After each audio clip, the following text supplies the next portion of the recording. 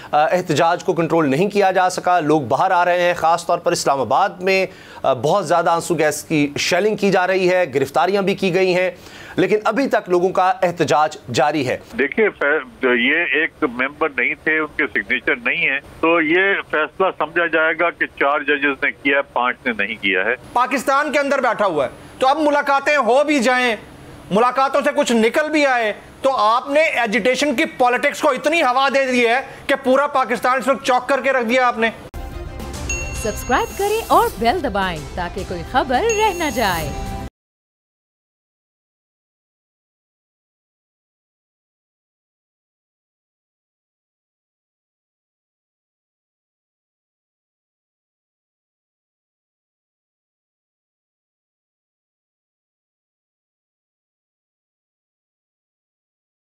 अस्सलाम वालेकुम। आज की सबसे बड़ी खबर, इमरान खान साहब को, तहरीक इंसाफ के चेयरमैन को नाअहल करार दे दिया गया इलेक्शन कमीशन ऑफ पाकिस्तान की तरफ से, और ये फैसला महफूज किया गया था। आज इसको सुना दिया गया और उसके बाद पूरे मुल्क में हर छोटे बड़े शहर में एहतजाज देखा जा रहा है। अभी तक एहतजाज को कंट्रोल नहीं किया जा सका, लोग बाहर आ रहे हैं। ख़ास तौर पर इस्लामाबाद में बहुत ज़्यादा आंसू गैस की शेलिंग की जा रही है, गिरफ्तारियां भी की गई हैं, लेकिन अभी तक लोगों का एहतजाज जारी है।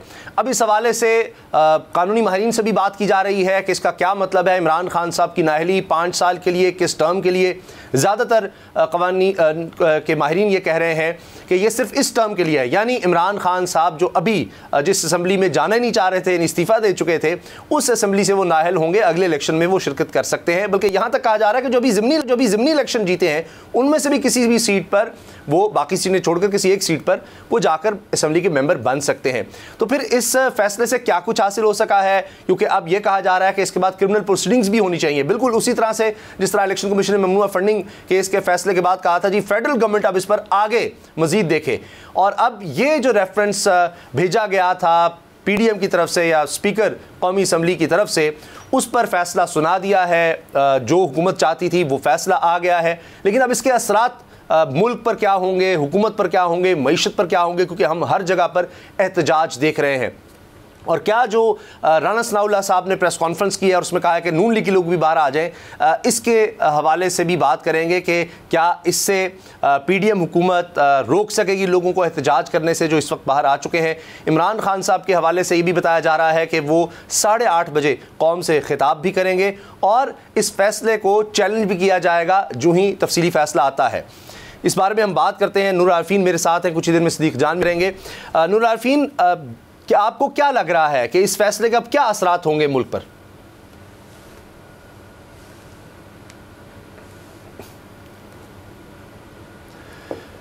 हम बात करेंगे नूर आरफीन से, जिस तरह रोज़ाना हम प्रोग्राम में इकट्ठे होते हैं। सदीक जान भी हमें ज्वाइन करेंगे। आपने देखा कि बोल्ड न्यूज़ की तरफ से भरपूर ट्रांसमिशन जारी है। आरफीन, आपको आवाज़ आ रही है? जी, अब मुनासिब है। जी जी, मैं गुजारिश कर रहा था, क्या असरात होंगे इस फैसले के? देखिए, असरात तो आपने खुद ही बता दिया कि शहर शहर एहतजाज होना शुरू हो चुका है। ये हैं इसके असरात।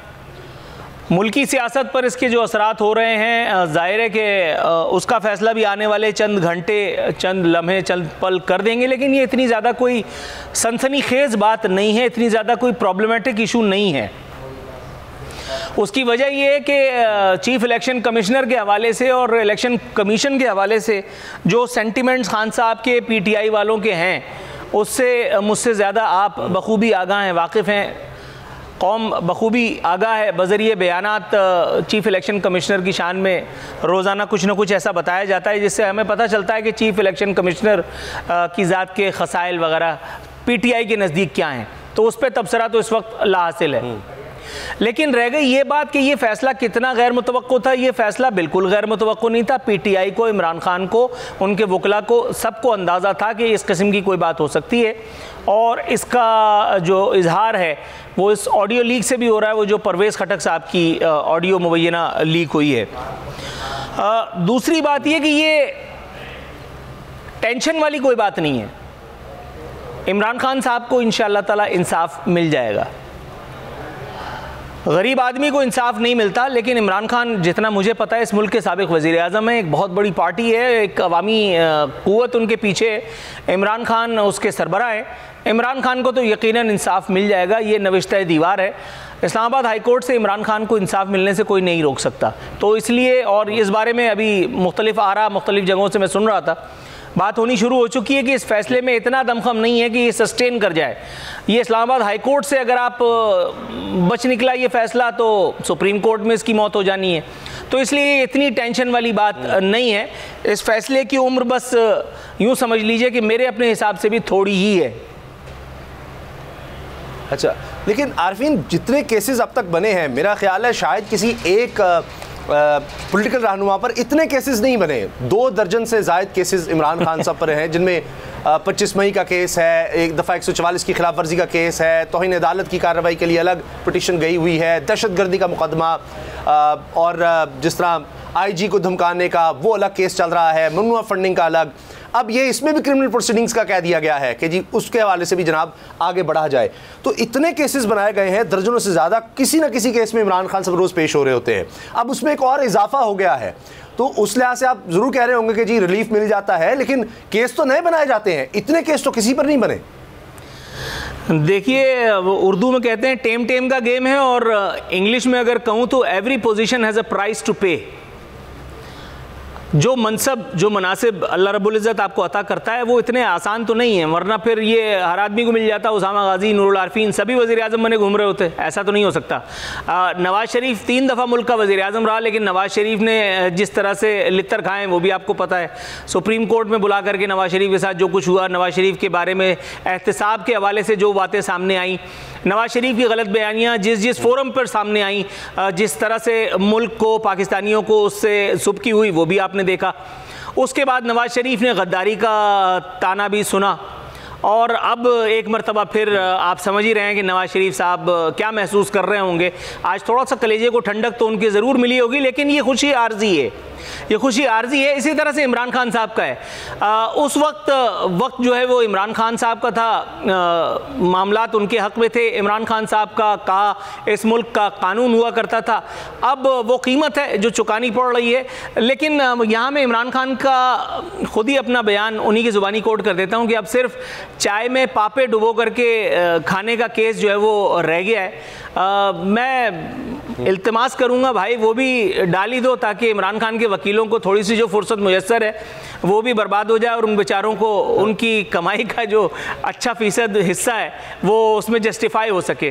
तो टेंशन ना लें आप केस वेस से। पाकिस्तान में देखें उसामा, मैंने आपसे पहले भी कहा था, पाकिस्तान में ये सब केस वेस ये सब होता है। अगर आप बड़े आदमी हैं तो फिर आपके ऊपर केस होना चाहिए। यहाँ जिस शहर में मैं बैठा हूँ, इस शहर का जो मेयर था ना, जिस वक्त उसने हलफ उठाया था तो उस पर 30 केसेस थे, 30। तो केस से किसी का कुछ नहीं बिगड़ जाता। वो दौर गए, वो ज़माने लद गए जब अगर कोई थाने से होकर के आ जाता था तो उसको मोहल्ले वालों से नज़र मिलाते हुए आर महसूस होती थी। अब तो वो लीडर ही नहीं जिस पर केस न हो। और जिस तरह से आप केसेस की रफ्तार बता रहे हैं, तो हो सकता है कि जब मैं और आप गुफ्तगू का शर्फ हासिल कर रहे हैं, इस वक्त भी सोचने वाले कोई ना कोई केस सोच रहे हो कि टांग दिया जाए इमरान खान के दामन पे। तो कीजिए इस वक्त। मैं आपको एक खबर दे देता हूँ। मोहसिन शाहनवाज रांझा साहब, नून लीग के वो रहनुमा जो ये इमरान खान साहब के खिलाफ इलेक्शन कमीशन में दरखास्त लेकर गए हुए थे, उन्होंने भी दरखास्त दे दी FIR की कि इमरान खान के खिलाफ एक और मुकदमा दर्ज किया जाए। और गालिबन मुकदमा इस तरह कि वो जब बाहर निकल रहे थे लोगों ने एहतजाज किया, कोई धक्कम पेल हुई, तो अब उसका गालिबन ये मुकदमा है। लेकिन ये कन्फर्म है कि उन्होंने एक और FIR की दरखास्त दे दी इमरान खान के खिलाफ। अब आगे क्या होगा? क्योंकि राना सनाउल्लाह साहब ने ये अपील की वज़ीर दाखिला ने कि नून लीग के लोग भी निकलें और इलेक्शन कमीशन के हक़ में निकलें। वक्त आ गया है कि पाकिस्तान निकल आया बाहर सड़कों पर। उनकी तरफ से अभी तक कोई खबर नहीं आई कि उनके लोग भी निकले हों, लेकिन बतौर वज़ीर दाखिला उनको तो मामलात को ठंडा करना चाहिए। डेफिनेटली, बिल्कुल ऐसे ही, बिल्कुल ठीक कह रहे हैं आप। अगर राना सनाउल्लाह ने इस तरह का गैर जिम्मेदाराना बयान दिया है तो ये जेल की इंतहा है। हुकूमत का काम पेट्रोल से आग बुझाना तो नहीं होता, ये मिट्टी का तेल छिड़क करके आप कौम की कोई खिदमत तो नहीं कर रहे। अगर तहरीक इंसाफ के लोग एहतजाज कर रहे हैं, ये जलाओ घेराव की मैं हिमायत नहीं करता, अगर तहरीक इंसाफ के लोग एहतजाज कर रहे हैं, कानून और उसके दायरे में रह करके कर रहे हैं, अपनी लिमिटेशंस को, हुदूद और क़ुयूद को मद्देनज़र रखते हुए, तो उनका हक़ है, उनको उस एहतजाज से आप नहीं रोक सकते। अगर रोकेंगे तो आप तरीक़े से मुज़ाकरात के ज़रिए जो भी एक पॉलिटिकल मामलात होते हैं। ये क्या तरीका है? इधर से आग भड़की हुई है, उधर से आप कह रहे हैं कि नून लीग के लोग निकलें, अच्छा उसके बाद फिर वो मुसल्ला होकर के निकलेंगे, फिर आप मुसल्ला होकर के निकलें, उसके बाद खुदा न खास्ता ब्लड शेड होगा तो फिर आपको उनके ऊपर चढ़ाई करने का मौका मिल जाएगा। मतलब ये वजीर दाखिला का बयान तो नहीं होना चाहिए। माफ अनवर मंसूर साहब बैन किया है, सीनियर कानूनदान है। अनवर मंसूर साहब, आप क्या कहते हैं इलेक्शन कमीशन के इस फैसले पर? देखिए, फैसला तो खैर अभी डिटेल तो आई नहीं है, मगर जिस तरह से इन्होंने डिस्क्वालीफाई किया है, मेरा मानना ये है कि इलेक्शन कमीशन ना तो कोर्ट है और ना ट्राइब्यूनल है, ये सुप्रीम कोर्ट ने होल्ड किया हुआ है। सुप्रीम कोर्ट ये भी कह चुकी है कि इलेक्शन कमीशन के पास ये इख्तियार नहीं है कि किसी को डिस्क्वालीफाई करे किसी भी तहत, किसी उसके तहत। तो वो सिर्फ डिस्क्वालिफिकेशन का जो होता है वो सिर्फ और सिर्फ कोर्ट के पास इख्तियार है। अब जब ये इन्होंने किया है तो नेचुरली बड़े वाज़े तौर पर नज़र आ रहा है कि ये एक पॉलिटिकल डिसीजन है, और चूंकि ये पॉलिटिकल डिसीजन है तो मैं तो समझता हूँ कि कॉन्स्टिट्यूशन की वायलेशन की है तो उसने इलेक्शन कमीशन ऑफ पाकिस्तान में। जी अच्छा, अनवर मंसूर साहब ये भी फरमाइएगा कि इस वक्त ये भी बहस चल रही है कि आप तो कह रहे हैं कि ये इख्तियार ही नहीं था इलेक्शन कमीशन का, ये तो एक बड़ी बुनियादी चीज़ हो गई, लेकिन ये जो डिस्क्वालिफिकेशन है इसके बारे में भी सोचा जा रहा है कि ये कितने अरसे, 5 साल के लिए है, ये इसी टर्म में है, इमरान खान साहब कब इलेक्शन लड़ सकेंगे, इसके बारे में फरमाइएगा। जो अल्फाज इस्तेमाल किए हैं फॉर द टाइम बीइंग इस्तेमाल किया हुआ है। फॉर द टाइम बीइंग जब कोई लफ्ज इस्तेमाल किया जाता है तो वो उस वक्त के लिए होता है, इसलिए कि ये जो डिस्क्वालीफाई किया है वो एज MNA जो थे उसके इलेक्शन के बेसिस के ऊपर डिस्क्वालीफाई किया है। ये कंटिन्यू नहीं कर सकता 5 साल के लिए, जो लेकिन यहाँ पर कहीं पर स्पेसिफिक मेंशन नहीं, और चूंकि ये जी इसलिए ये आगे नहीं जा सकता। अगले इलेक्शन में अगर खड़े हो जाते हैं तो ये इस पे इफेक्ट नहीं करेगा। क्रिमिनल प्रोसीडिंग्स का भी कहा गया है, उसमें क्या 3 साल तक सजा हो सकती है, उसके हवाले से भी फरमाइएगा कि क्या वो इनिशिएट हो सकती है, उसका क्या प्रोसीजर होता है?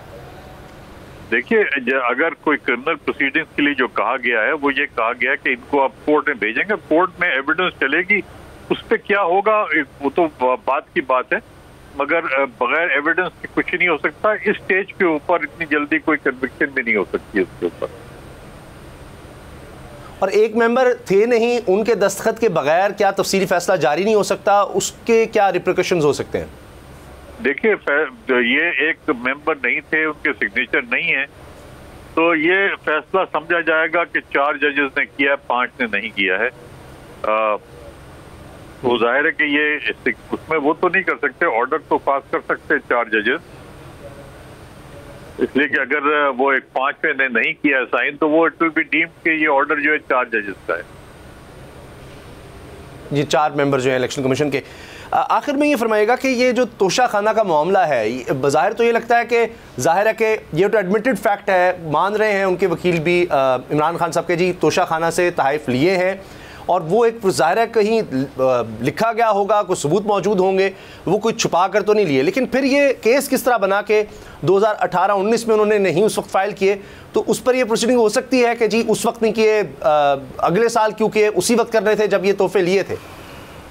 देखिए, बात ये है कि 18-19 में के बाद ही ये हुआ है, 18 में तो इलेक्शन हुए हैं, इलेक्शन के बाद ही लिया है, तो उस वक्त डिक्लेरेशन कराने की कोई जरूरत नहीं थी। ये तो सब चीजें मौजूद होती हैं, सब लिखत में होती हैं, गवर्नमेंट के पास होता है, पूरा का पूरा डिक्लेयर किया हुआ होता है, अपने टैक्स रिटर्न में डिक्लेयर के जिस साल लिया जाता है उसके एंड में जाकर डिक्लेयर होता है। ये डिक्लेरेशन का आपको भी पता है, हमें भी पता है कि अगर फर्ज करें कि आज किसी ने कोई अर्न किया है किसी चीज से भी, तो वो जब साल खत्म होगा उसके बाद उसकी डिक्लेरेशन आती है। तो ये कहना कि जिस दिन वो अर्निंग हुई है उसी दिन डिक्लेयर कर दें, ये तो बिल्कुल गलत और अहमकाना बात है। बिल्कुल। अनवर मंसूर साहब, बहुत बहुत शुक्रिया, साबिक अटॉर्नी जनरल, आपने हमें वक्त दिया। जमील ज्वाइन किया है। जमील, जिस तरह अभी खबरें ये भी चल रही हैं कि जी कोई अहम मुलाकात भी हो रही है, चीज़ों को देखा जा रहा है, क्या अब इसको संभालने की कोशिश हो रही है? जबकि सबको पता था, इमरान खान साहब की तरफ से कहा जा रहा है जी हमें पता था फैसला आना है, हुकूमत की तरफ से भी जाहिर है उनको अंदाज़ा था कि क्या फैसला आना, उन्होंने सोच समझ कर ये भेजा होगा। अवाम इतनी बड़ी तादाद में निकल आए हैं, हालात शायद कंट्रोल में नहीं आ रहे, इस वजह से मुलाकात हो रही है और चीज़ों को संभालने की कोशिश हो रही है। बहुत शुक्रिया उसामा। क्या संभालना जब आपने एक दफ़ा गिराई दिया हो और इस हद तक गिरने के बाद कि कुर्सियां ऊपर चली जाएं, शख्सियात नीचे चली जाएं, बाकी रह क्या गया इस मुल्क के अंदर? क्या संभालना? अब आप ये बयान पढ़ लीजिए। मियाँ शहबाज शरीफ वज़ीर आज़म पाकिस्तान फरमाते हैं सदाकत और अमानत का बुत पाश पाश हो गया। मैं मानता हूँ कमियाँ खामियाँ हर इंसान में, हम कोई आइडियल दुनिया में तो नहीं है ना कि जहाँ पर फरिश्ते पारसाई का ढंडोरा पीटते हुए नजर आएंगे। हम हैं इंसान, गलतियां हमारे अंदर भी होंगी, मेरे अंदर, आपके अंदर, खान साहब, शहबाज शरीफ सबके पास। लेकिन कह कौन रहा है? कह कौन रहा है? जिन्होंने जिस वक्त चार्ज लिया उस वक्त उबूरी जमानत पे थे, उनके साहबजादे उबूरी जमानत पर थे। भाई कॉन्वेक्ट है, लंदन में बैठा है, वो यहाँ वहां से बैठ के मुल्क के यानी पाकिस्तान की सरकार चला रहे हैं, उनकी साहबजादी वो लंदन में बैठी हुई हैं। तो कह कौन रहा है भाई?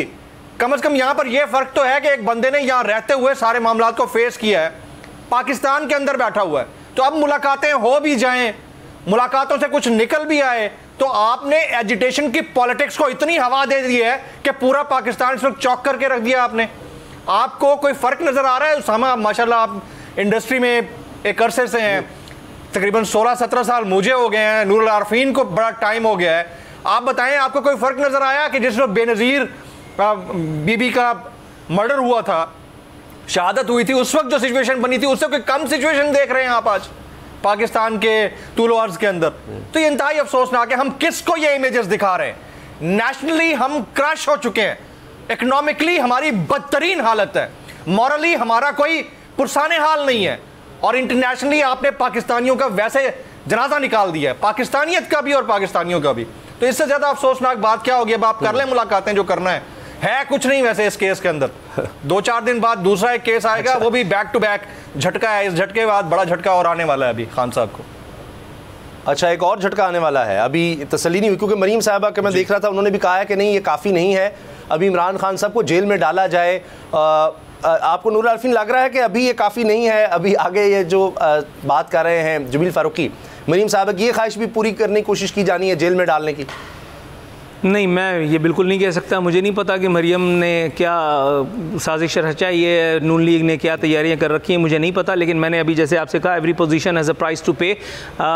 कभी ताकत का तवाज़ुन आपके हक़ में होता है तो आप प्राइम मिनिस्टर होते हैं, कभी कुछ मामलात आपके ख़िलाफ़ होते हैं तो फिर आप जो है वो ज़ेर अताब होते हैं। नवाज़ शरीफ के केस में हमने ये देखा, शहबाज शरीफ के केस में हमने ये देखा, शरीफ ख़ानदान से लेकर के इमरान खान तक ये सारा मामला इसी तरह से है। पाकिस्तान में पॉलिटिकल विक्टिमाइजेशन की अगर हम तारीख़ देखें तो ये बहुत पुरानी है, ये कोई नई ऐसी नज़ीर या तारीख़ नहीं रकम हो रही है जिस पर मैं अपने सर में खाक डाल लूँ। ये इसी तरह से ट्रांसमिशन होती रही हैं, इसी तरह से लोग सिर्फ चेहरे बदलते रहे हैं, प्राइम मिनिस्टर्स के भी, ट्रांसमिशन को लीड करने वालों के भी, पार्टिसिपेंट्स के भी, बाकी सब कुछ तो वैसे ही है। सैफ अंदाज़े बयां रंग बदल लेता है, वरना दुनिया में कोई बात नई बात नहीं। अगर अब मज़ीद कुछ 10-12 केसेस भी खुल जाएं, मैं इससे बढ़ कर के एक सवाल ये पूछना चाहता हूँ। इमरान खान ने बकौल शख्स के 2018 और 19 के और फिर 2019 और 20 के गोशवारों में झोलझाल की थी बतौर प्राइम मिनिस्टर। पूछना ये था कि ये CIA, DIA, PIA, FIA, income tax, FBR, CBR ये झक मार रहे थे, सत्तू पी रहे थे उस वक्त, नज़ीर कायम करते, मिसाल की प्राइम मिनिस्टर हाउस में जाते, इमरान खान को गिरफ्तार करते। इसराइल के वज़ीर आज़म को इसराइल की पुलिस ने इसी तरह से वो किया था। इसराइल जैसे मतलब मुशरिक यहूदी जब वो कर सकते हैं तो हम तो मतलब पैदाइशी जन्नती हैं, हमने तो जन्नत ठेके पे दी हुई है।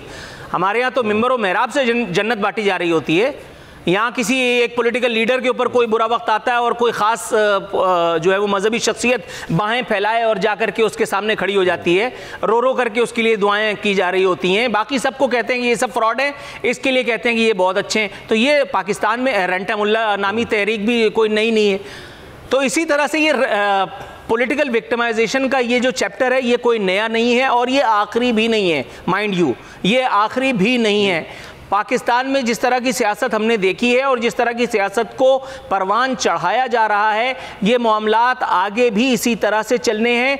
कोई बईद नहीं कि इमरान खान पर कोई ऐसा केस भी आपको मुझे देखने के लिए मिले कि जो चश्मे तसव्वुर में भी ना हो किसी के। अच्छा, अभी जमील फारूकी, ये जो बात आप कर रहे थे, जिस तरह नूर आरिफीन कह रहे हैं, वाकई हो सकता है कोई और केस भी बनाए जाएं, लेकिन बुनियादी तौर पर ये तो इलेक्शन कमीशन ने कहा ही नहीं कि जी ये इमरान खान ने कुछ चोरी की है या कुछ और, क्योंकि ये तो सारे रिसीट्स होती हैं, सारे साइन होते हैं कि आपने तोशा खाने से कुछ रखा है, उसकी कीमत अदा करनी पड़ती है, तो वो चीज़ें ज़ाहिर है वहाँ पर मौजूद हैं। मसला ये है कि जी इलेक्शन कमीशन को नहीं इस बारे में आगाह किया गया, गोशवारों में नहीं जाहिर किया गया, मसला वहाँ है। जो आप बात कर रहे थे अदम इस्तेहकाम की जमील फारूकी, आज ये खबर आ गई कि मूडीज़ के बाद अब फिच ने भी, जो दुनिया की 3 बड़ी एजेंसीज हैं उनमें ये 2 शामिल हैं, उसने भी पाकिस्तान को डाउनग्रेड कर दिया है। ये इतनी ख़तरनाक बात है कि वो कह रहा है, अब फिच कह रहा है कि जी पाकिस्तान में खुदा न खास्ता अल्लाह ना करे डिफ़ॉल्ट का बहुत ज़्यादा खतरा है, दिवालियापन का खतरा है। उसका मतलब ये कि आप बाहर से फिर तेल और जो भी ज़रूरियात की चीज़ें हैं वो नहीं मंगवा सकते। $7 अरब पे आपके ज़खायर हैं। आपको लगता है कि ये सारा जो कुछ हो रहा है इस वक्त, ये हमारी पॉलिटिकल लीडरशिप ये सब ये सोच समझकर फैसले कर रही है? उनको इस चीज़ का इदराक है, इससे फ़र्क पड़ता है उनको कि ये हालात है, या इसहाक डार साहब यहाँ भी बस बड़क लगा देंगे मूडीज़ को, जी मैं देख लूँगा, और उसके बाद और ज़्यादा नीचे काम चला गया था? या ये कोई सीरियसनेस का इनको अंदाज़ा है कि कितने गंभीर हालात हैं? देखें, ये तो बहुत बड़े इकोनॉमिक साइंटिस्ट थे ना इसहाक डार साहब। इनसे बड़ा इकोनॉमिक साइंटिस्ट कौन होगा? डॉर्नोमिक्स बड़ी मशहूर है इनकी कि ये आते हैं तो ये सब कुछ संभाल लेते हैं। तो फिर क्यों आपकी रेटिंग्स इतनी नीचे जा रही हैं? आप 2 बड़ी एजेंसीज में अपने आप को C कैटेगरी से भी नीचे ले गए। आज रात 8 से 10 के दरमियान आपकी ग्रे लिस्ट का फैसला हो जाना है। इसका क्रेडिट भी क्या ये वाली इंतज़ामिया, ख़ास तौर पर ये जो मुत्तहदा हुकूमत की इंतज़ामिया है, ये ले जाएगी? तो ये इंतहाई अफसोसनाक है। और उसके ऊपर जो सबसे इंपॉर्टेंट चीज़ है उसामा, जो सोच सोच के मुझे हौल उठते हैं और हम सब पाकिस्तानियों को उठते हैं, आपका मेरा बतौर citizen of this country vote महफूज नहीं है। आपका और मेरा बतौर citizen of this country tax महफूज नहीं है। आप और हम अपनी तनख्वाहों से टैक्स कटवाते हुए 100 दफा सोचते हैं कि क्या यह सही जगह पर लगेगा या नहीं लगेगा। इस मुल्क के अंदर चंदा देने वाला फिर भी अपने आप को सेफ समझता है, टैक्स देने वाला नहीं समझता। क्यों? क्योंकि मिसट्रस्ट है, क्योंकि आपको ट्रस्ट वर्दी हुक्मरान नहीं मिले। और फिर हमारे साथ खेल क्या खेला जाता है? हर 3 साल के बाद जो पहले वाला था वो बुरा है, जो बाद वाला है दुरुस्त है, जो बाद वाला था वो बुरा है, अब जो पीछे वाला था वो दुरुस्त हो गया। 75 साल में आपको कोई ऐसी क़यादत नहीं मिली as a chief executive of the country जिसने 5 साल मुकम्मल किए हों। एक भी शख्स ऐसा नहीं मिला। यानी वो हद ये हो गई कि अगर आपको कोई थोड़ा सा भी पॉपुलर नजर आता है, थोड़ा सा भी रत्ती बराबर भी पॉपुलर नजर आता है, तो ये हाल होता है जो पाकिस्तान में हो, जो भुट्टो का हुआ था, ये हाल होता है। तो फिर ऐसा क्या है? आप बात करते हैं तोशा खाना रेफरेंस, इस केस के अंदर कुछ नहीं है मेरे भाई। आप निकालें फिर नवाज शरीफ साहब ने क्या क्या कुछ नहीं लिया, आप फिर उन सब का निकालें जिनका आप निकाल नहीं सकते, जिनका आप ऑडिट नहीं कर सकते, आप सवाल नहीं कर सकते, निकालें फिर। ऐसा तो नहीं हो सकता फिर सिर्फ एक इमरान खान क्यों? वो बंदा, मैं पहले भी ये एग्जांपल दे चुका हूं, छोड़ दें आप टी शर्ट के ऊपर सिग्नेचर को जिसकी 40 करोड़ बिड हुई, वो बंदा जो एक बल्ले के ऊपर साइन करता है या बॉल के ऊपर साइन करता है ना, उसकी बिडिंग हो जाती है। ओवरसीज 1 या 2 या 3 मैराथन ट्रांसमिशन में अरबों रुपए दे देते हैं, प्रैक्टिकली नहीं, प्लेजेस सही देते हैं। वो बंदा पाकिस्तान में 2 बड़े इदारे इस वक्त चंदे के ऊपर चला रहा है, शौकत खानम हॉस्पिटल और नमल। और हाल क्या है मुल्क का? यही वजह है कि कहा जा रहा है कि ये इस तरह के फैसले जो हैं वो इमरान खान की मकबूलियत को कम नहीं बढ़ाएंगे। ब्रेक लेते हैं और ब्रेक के बाद आरिफीन से बात करेंगे कि कहा यह गया कि जब अदम इत्मीनान आए इसके बाद तहरीक इंसाफ खत्म हो जाएगी, लोग इमरान खान को छोड़कर चले जाएंगे, और उसका एक तसलसल हम देख रहे हैं इस तरह के दावों का और इस तरह के इक़दामात का। लेकिन हर दफ़ा ये उल्टा क्यों पड़ जाता है? ब्रेक के बाद बात करते हैं।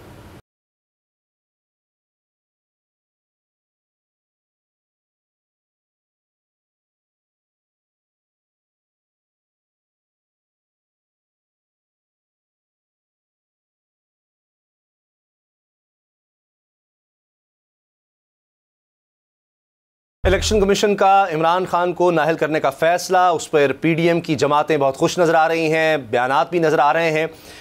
नूर आरिफीन, आप जिस तरह बात कर रहे थे कि अदालतों से रिलीफ मिल जाएगा, और उम्मीद इसी की ज़ाहिर है तहरीक इंसाफ की तरफ से भी है। लेकिन हम दो तरह से देख रहे हैं, जब से मौजूदा हुकूमत आई, इमरान खान साहब से हुकूमत ली गई, तब से कई इक़दाम हुए। एक तरह के तो है कि ख़ुद के लिए रिलीफ, जो मौजूदा हुकूमत है उसमें हमने देखा केसेस ख़त्म हुए, नैब का मामला, और आपने कहा कि जब हुकूमत आ जाती है उसके लिए यही होता है, वो अपने लिए ये काम कर लेते हैं और दूसरे ज़ेर-ए-ताब आ जाते हैं। माज़ी में हमने ये देखा। लेकिन इमरान खान के ख़िलाफ़ उस तरह के नताइज नहीं आ सके, जिस तरह मरीम साहबा आज भी या दीगर लोग गिरफ्तारी का कह रहे हैं कि जी गिरफ्तार होना चाहिए, वो भी तक नहीं हो सकी। कई केसेस बनाए गए, वो मतलूबा नताइज उसमें हासिल नहीं हो सके, जिसका मैंने पहले इशारा दिया, चाहे वो दहशतगर्दी का मुकदमा हो, चाहे वो 11 इस्तीफ़े मंजूर किए जाएँ और उसके बाद ज़मीनी इलेक्शन करवाए जाएँ कि सब में हम आगे आ जाएंगे। अब ये भी उसी तरह की कोशिश नज़र आती है। आपको इसकी वजह क्या नज़र आती है कि पिछले 6 महीने में आप देख लें, इमरान खान साहब के जलसों को देख लें, कहा गया कि जी तहरीक इंसाफ ही ख़त्म हो जाएगी, लोग इसको छोड़कर चले जाएंगे, मुख्तलिफ जमातों से आए हुए हैं। लेकिन आज हाल ये है कि मुख्तलिफ जमातों के लोग इमरान खान साहब की जमात में शामिल हो रहे हैं और किसी जमात में इतने लोग जाते दिखाई नहीं देते। तो आपको क्या लगता है PDM की असल सोच क्या है, किस वजह से वो ये काम करते हैं, फिर उनको मतलूबा नतीजे हासिल नहीं होते लेकिन फिर एक और काम शुरू कर देते हैं? अच्छा, पहली बात तो ये कि PDM वालों से मेरी किसी किस्म की ना कोई रिश्तेदारी है, ना मैं उनको आइडियलाइज़ करता हूँ। मैं तो सियासत लफ्ज़ पे ही 3 नूर भेजता हूँ, पहली बात, ठीक है। तो इस बात पे तो मैं बिल्कुल तबसरा नहीं करना चाहूँगा। आप जो बात कर रहे हैं ना, ये लोग शमूलियत इख्तियार कर रहे हैं और फलाना और ढमकाना, ये बात भी मतलब हंसने की ही है, लेकिन चलिए इस पे बात कर लेते हैं। आपके ख्याल में पाकिस्तान में सियासत का रुख लोग मुतय्यन करते हैं? मैं सुन रहा हूँ कि आवाम में बड़ी मकबूलियत और फलाना और ढमकाना, और ठीक है, बिल्कुल है। अभी ज़मीनी इलेक्शन में भी ये देखा, इससे पहले भी जो मामलात रहे उसमें भी हमने देखा। तो सो व्हाट, क्या फ़र्क पड़ता है इससे? पाकिस्तान में जमहूरियत क्या जमहूर के दम से है? अगर ऐसा होता तो पाकिस्तान की ये हालत ना होती, अगर ऐसा होता तो पाकिस्तान वालों की ये हालत ना होती, अगर ऐसा होता तो स्टेट इंस्टीट्यूशंस आज इस नौबत तक ना पहुंचते कि आपको इक़्तिदार में सब कुछ सही लगता, लेकिन इक़्तिदार छीन लिए जाने के बाद आप कहते कि ओहो दर हकीकत ये था, इस वजह से यूँ रहा। पाकिस्तान में ये सब भेड़चाल इसी तरह से, जैसा मैंने कहा, ये चलती रही है और चलती रहेगी। ये अब मैं क्या उस मिसाल को मैं देना नहीं चाह रहा, लेकिन चलिए मैं बचा करके एक और मिसाल देता हूँ। अल्ताफ़ हुसैन से ज़्यादा फ़ैन फॉलोइंग थी जुल्फ़िकार अली भुट्टो के बाद। अगर कोई लीडर जो कहता था कि लाखों का मजमा चुप हो जाओ, तो वो लोग चुप हो जाते थे, ठीक है। मैं ना अल्ताफ़ हुसैन को पसंद करता हूँ, ना अल्ताफ़ हुसैन की सियासत को, ना अल्ताफ़ हुसैन की सियासी जमात को। कराची शहर में ही मैं कितनी मरतबा ज़ेर-ए-ताब आते आते बचा भी हूँ और मरते मरते भी बचा हूँ, लेकिन उसके बावजूद भी जो बात है वो ये है कि भाईजान अल्ताफ़ हुसैन का ये तिया पाचा लोगों ने नहीं किया। जिस वक्त अल्ताफ़ हुसैन लंदन में गिरफ्तार हुआ, चश्मे फलक ने वो मंजर भी देखा कि लोग दूध दही की दुकानों पर रश लगाए हुए थे। अल्ताफ़ हुसैन को नज़ला खांसी होता था और कराची बंद हो जाता था, कई कई दिन तक कराची बंद रहता था, अरबों रुपए की हड़ताल हो जाती थी। ये मैंने झेली है यहाँ इस शहर में। तो लोगों की हैसियत है इस एक मुल्क में, विद ऑल ड्यू रिस्पेक्ट, इस एक पॉलिटिकल करप्ट सिस्टम में भाईजान, यहाँ जो कम करप्ट होता है ना, या जो आपके फ़ायदे के लिए उतना करप्ट होता है जितना आपके लिए यूजेबल हो, वो चलता है। लेकिन बाद में अगर वो कहीं थोड़े बहुत परपुर्जे निकाले तो फिर उसके साथ आप समझें, मैं बचा करके कह रहा हूं तो बचा के ही सुने। और ये जो रह गई बात के लोग शमूलियत इख्तियार कर रहे हैं, तो भाईजान लोगों ने जौक दर जौक काफ लीग में भी शमूलियत इख्तियार की थी, क्या आप वो भूल गए? लोगों ने काफ लीग से दोबारा गंगा जल से नहाने के बाद नवाज शरीफ के पैर छू करके और नून लीग में भी शमूलियत इख्तियार की थी, क्या आप वो मंजर भूल गए? ब्रेक के बाद हम ट्रांसमिशन के सिलसिले को आगे बढ़ाएंगे।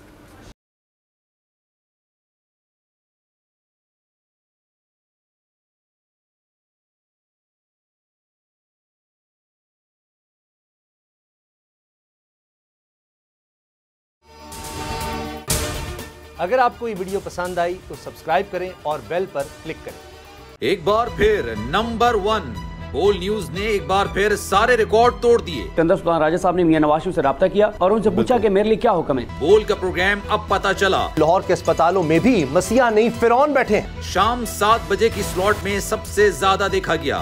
65% सार्फिन ने सिर्फ बोल देखने का इंतखाब किया। खून हल्का हवलदार का ही होता है, पुलिस के खिलाफ तो न जाने कितने प्रोग्राम है, क्योंकि बोल है नंबर 1।